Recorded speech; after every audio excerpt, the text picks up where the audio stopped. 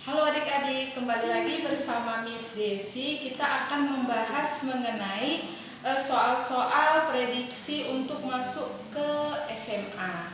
Baik, langsung saja kita lihat soalnya. Ini ada soal yang pertama, mengatuknya daun petai Cina pada sore hari disebut gerak. Oke, kita bisa bahas macam-macam gerak pada tumbuhan. Gerak pada tumbuhan. Nah, jadi gerak pada tumbuhan itu nanti ada dua. Yang pertama ada gerak etionom dan yang kedua ada gerak endonom. Nah, perbedaannya antara gerak etionom dengan gerak endonom, gerak etionom itu adalah gerak karena adanya rangsangan dari luar. Sedangkan gerak endonom itu merupakan gerak karena adanya rangsangan dari dalam. Perlu diingat, suatu gerak itu akan muncul ketika adanya rangsangan atau rangsang baik dari luar tubuh tumbuhan atau dari dalam tubuh tumbuhan itu sendiri. Nah, gerak etionom itu nanti akan dibagi menjadi 3. Gerak etionom itu ada 3. Yang pertama ada gerak tropisme. Kalau gerak tropisme itu pengertiannya adalah gerak menuju arah datangnya rangsang. Nah, kita bisa kasih contoh macam-macam gerak tropisme itu nanti ada gerak. Yang pertama fototropisme. Nah, foto berarti ada cahaya, berarti ini pengaruhnya dari rangsangan cahaya. Seperti yang kita ketahui tadi, gerak etionom itu adalah gerak yang muncul karena adanya rangsangan dari luar. Nah, yang pertama ini contoh gerak tropisme. Yang kedua itu nanti ada gerak tigmotropisme.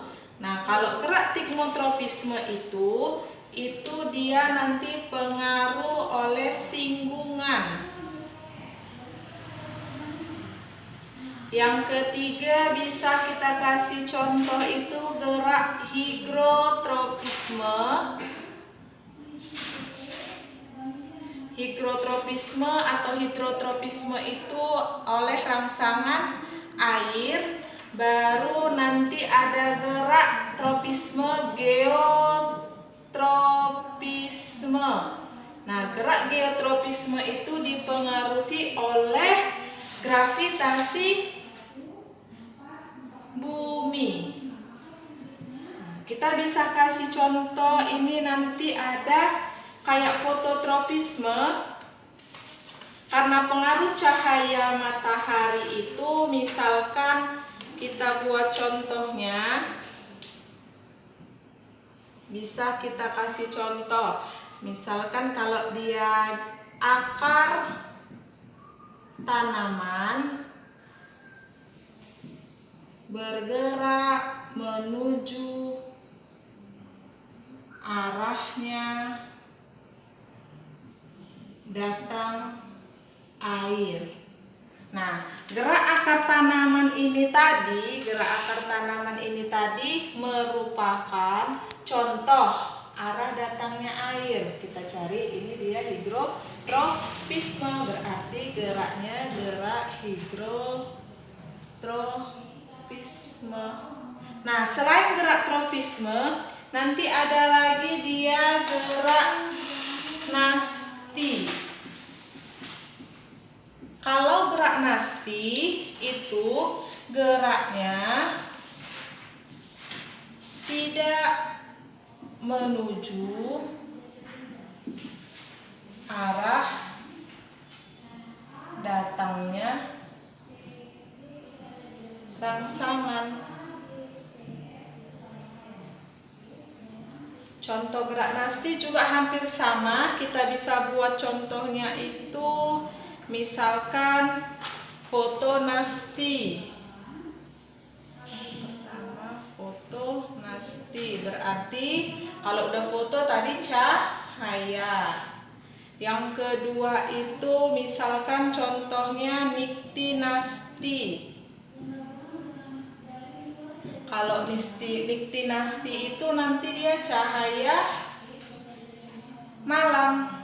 Ini misalnya nanti kita kasih contoh. Yang ketiga itu adalah seismonasti. Itu karena rangsangan sentuhan. Kita buat contohnya.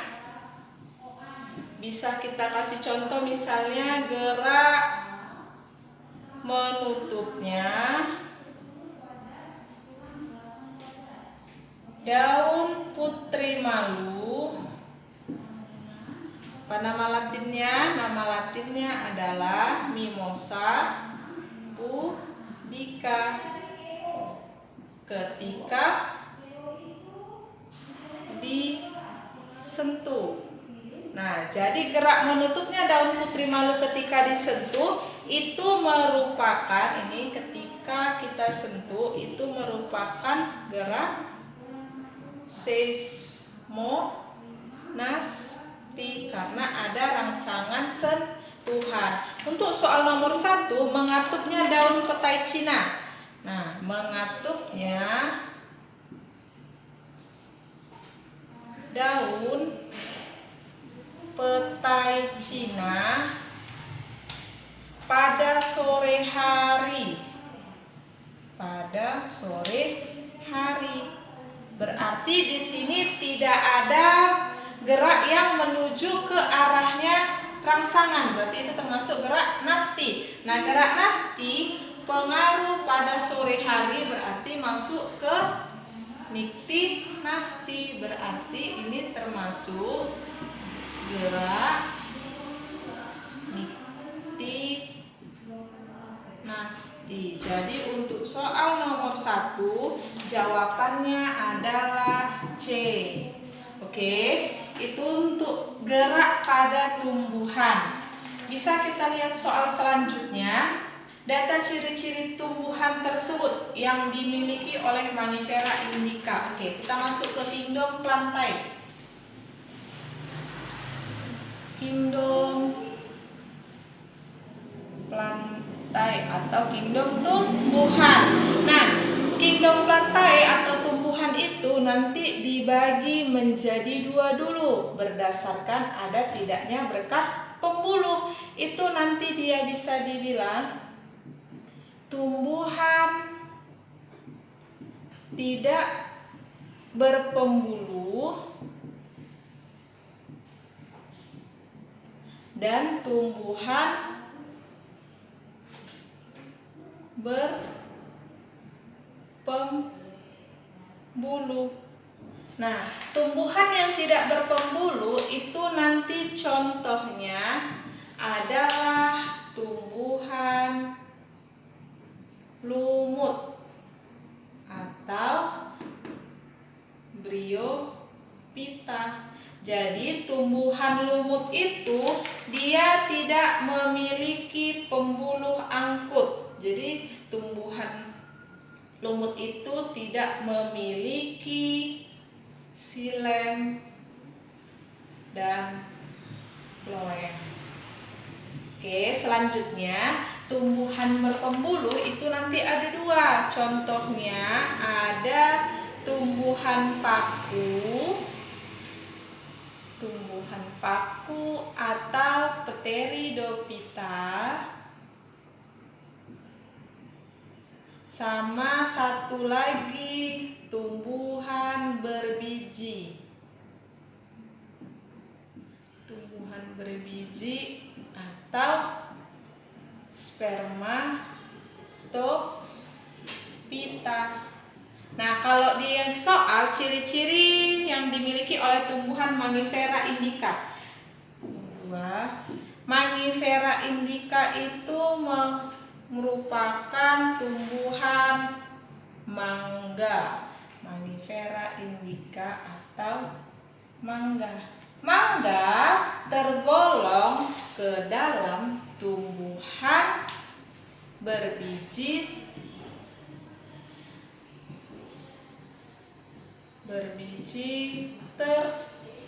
tertutup, yaitu dikotil. Oke, nah jadi kan Dek, untuk tumbuhan berbiji itu nanti digolongkan menjadi dua. Ada biji terbuka dan ada biji tertutup. Nah, biji tertutup pun dibagi lagi menjadi dua. Ada dia tumbuhan dikotil atau berkeping dua, dan ada tumbuhan monokotil atau berkeping satu. Oke, nah karena kita membahas tentang Mangifera indica, jadi kita membahas tentang biji tertutup. Oke, biji tertutup, ciri-ciri tumbuhan biji tertutup. Nah, yang pertama itu dia berakar serabut. Untuk yang monokotil dan atau berakar tunggang. Untuk yang dikotil. Oke, terus dia itu batangnya bercabang. Oke, kita bilang monokotil dulu, berarti batang tidak bercabang. Untuk yang monokotil, sedangkan batang bercabang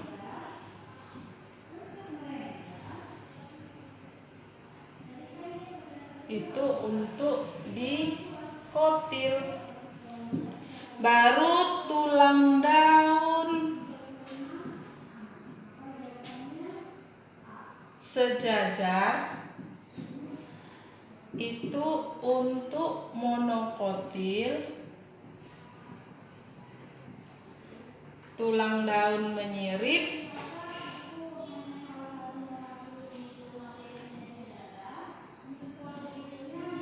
untuk dikotil. Udah, pilihannya lagi ada batang memiliki kambium, itu pada dikotil. Kalau batang tidak memiliki kambium,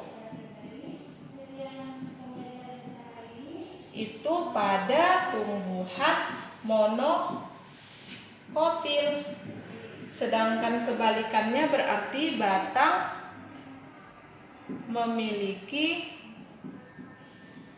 kambium, itu pada tumbuhan dikotil. Bunga kelipatan 3 itu pada monokotil, dan kelipatan 2 pada dikotil. Nah, terus nanti ada berkas pengangkut. Seperti yang kita ketahui tadi, tumbuhan berbiji itu memiliki berkas pengangkut. Berarti nanti kalau untuk yang monokotil itu berkas pengangkutnya ya, berkas pengangkutnya terbuka.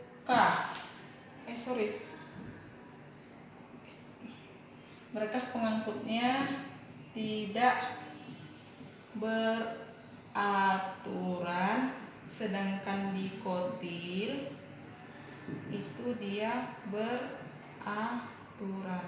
Jadi untuk soal nomor 2, ciri-ciri yang dimiliki oleh Mangifera indica, dia adalah berakar yang tunggang, batang umumnya bercabang, tulang daun menyirip atau menjari, bagian bunga berjumlah kelipatan 3 itu tidak, batang memiliki kambium iya, berarti 2, 3, 5, dan 6. Jawabannya adalah untuk nomor 2 C. Oke.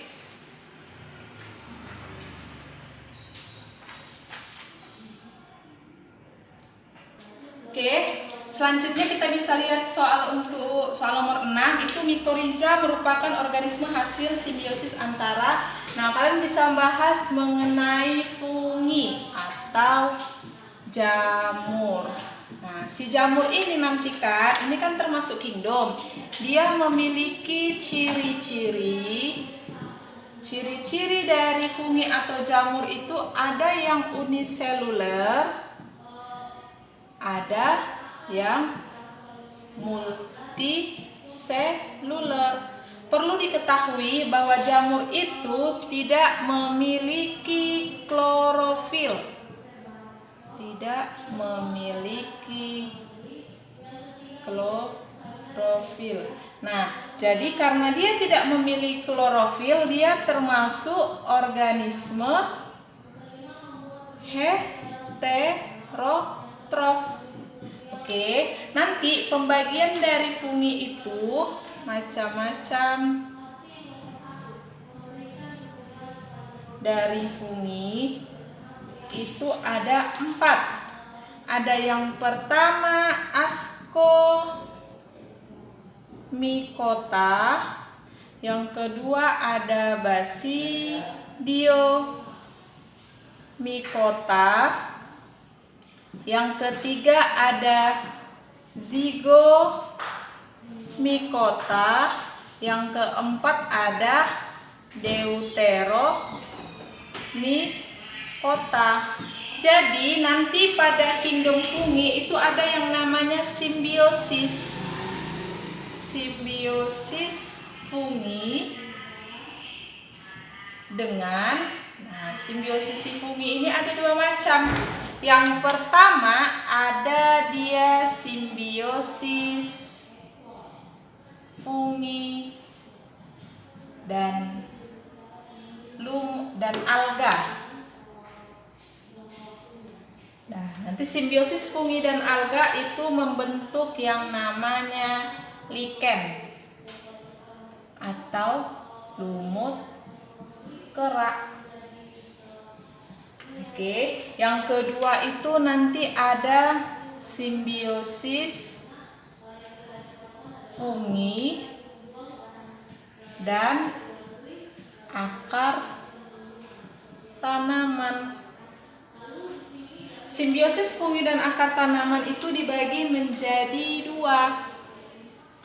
Ada ini disebut juga nanti mycorrhiza, simbiosis fungi dan akar tanaman. Nah, mycorrhiza itu dibagi menjadi 2. Ada endomycorrhiza, ada ektomycorrhiza. perbedaannya kalau endomycorrhiza nanti di sini hifa fungi menembus hingga ke bagian korteks tanaman. Sedangkan ektomycorrhiza itu nanti dia hifanya si fungi atau si jamur tadi menembus hanya sampai di epidermis atau permukaan atas si tanaman. Berarti untuk soal nomor 6, mycorrhiza merupakan organisme hasil simbiosis antara yang A Spirogyra dan Bryophyta. Kalau Spirogyra dan Bryophyta itu salah karena Spirogyra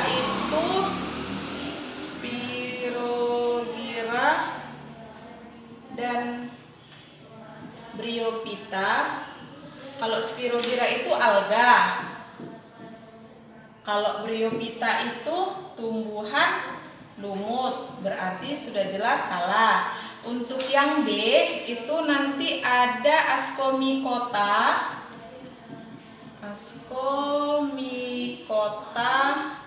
dan Hepatica sida. Nah, kalau Ascomycota itu udah kita ketahui tadi dia termasuk ke jenis fungi. Sedangkan Hepatica sida itu termasuk tumbuhan lumut hati. Berarti juga udah jelas salah karena tadi mycorrhiza itu simbiosis dari fungi dan akar tanaman. Oke, kita lihat yang option C. Option C itu nanti ada musci dan akar spermatophyta. Oke, kalau dia si musci itu tadi dia merupakan tumbuhan lumut. Akar spermatophyta ya akar. Nah, itu juga salah karena bukan simbiosis antara lumut dengan akar spermatophyta. Yang D itu nanti ada Ascomycota dan akar spermatophyta. Nah, Ascomycota itu merupakan jenis fungi dan akar spermatophyta. Berarti jawaban untuk soal nomor 6 adalah D. Oke. Kita bisa lihat soal selanjutnya itu soal nomor 15. Bagian peredaran darah kecil. Kita balik lagi ke sistem sirkulasi atau peredaran darah. Seperti yang kita ketahui, peredaran darah pada manusia itu termasuk peredaran darah tertutup dan ganda. Kenapa dia dibilang peredaran darah tertutup? Karena peredaran darah manusia berada di dalam pembuluh darah. Berada di dalam pembuluh darah dan dikatakan peredaran darah ganda karena sekali beredar 2 kali melalui jantung sebagai organ penting peredaran darah. Nah, jadi sistem peredaran darah manusia itu dia karena ganda dibedakan menjadi 2. Ada peredaran darah besar, itu yang nanti akan ke seluruh tubuh, dan peredaran darah kecil. Nah, kalau peredaran darah besar itu dia dimulai dari bilik kiri, dipompakan ke seluruh tubuh, baru kembali lagi ke jantung bagian serambi kanan. Jadi dari bilik kiri ke seluruh tubuh nanti ada pembuluh darah besar yang namanya aorta yang akan dilalui. Dari seluruh tubuh menuju ke serambi kanan ada pembuluh darah balik yang disebut vena cava. Oke, peredaran darah kecil itu dia dimulai dari bilik kanan, diedarkan ke paru-paru, dari paru-paru dia diedarkan ke serambi kiri. Dari bilik kanan ke paru-paru akan melalui pembuluh darah yang namanya arteri pulmonalis. Sedangkan dari paru-paru ke serambi kiri dia akan melewati vena pulmonalis. Jadi dari sini bisa kita lihat perbedaan antara arteri dengan vena. Perlu kalian ingat, arteri atau pembuluh nadi itu dia arah alirannya menjauhi jantung. Sedangkan vena atau pembuluh darah balik itu dia arah alirannya menuju ke jantung. Oke.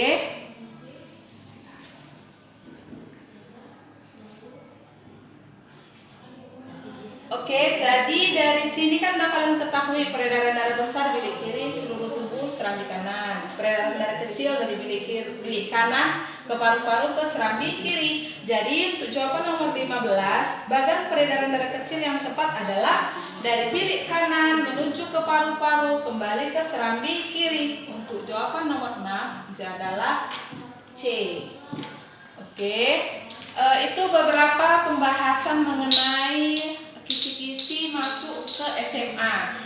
Sisanya kalian bisa kerjakan sendiri. Ada yang kurang paham kalian bisa langsung tanya ke Miss atau ke admin Sopo Helios. Tetap semangat dalam pembelajaran online di rumah dan semoga kalian sukses menuju ke jenjang berikutnya.